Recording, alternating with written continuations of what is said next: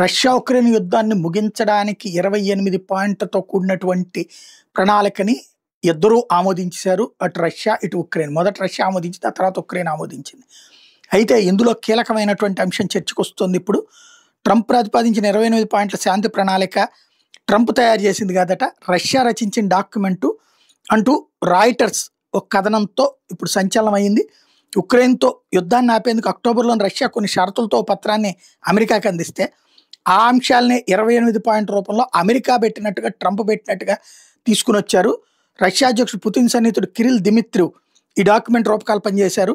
America పశ్చిమాసియా రాయబారి Steve Witkoff Trump అల్లుడు జార్జ్ కుష్నర్తో చర్చలు జరిపి ఈ డాక్యుమెంట్కి కిరిల్ అంతిమ రూపిచ్చారు. అందుకే ఇందులో మెజార్టీ ప్రతిపాదనలు రష్యాకు అనుకూలంగా ఉన్నాయి. ట్రంప్ యంత్రాంగం దాన్నే ఉక్రెయిన్ చేత బలవంతంగా అమలు చేస్తోంది అన్నటువంటిది ఇందులో చెప్పుకొచ్చారు. అయితే ఇప్పుడు 28 పాయింట్ల ప్రణాళిక 9 అంశాలను తాజాగా తొలగించారట. పూర్తిగా రష్యాకు అనుకూలంగా ఉందని అంతర్జాతీయ ముఖ్యంగా ఐరోపా దేశాలను తీవ్ర విమర్శలు రావడంతో ఈ మేరకు అమెరికా వెనక్కి తగ్గిందట. అవి తొలగించారన్నటువంటిది ప్రకటిస్తున్నారు, కానీ అఫీషియల్గా ఎట్లాంటిది లేదు. త్వరలో పుతిన్ జెలెన్స్కీని కలిపి కూర్చోబెట్టడానికి ప్రయత్నిస్తున్నాడు ట్రంప్.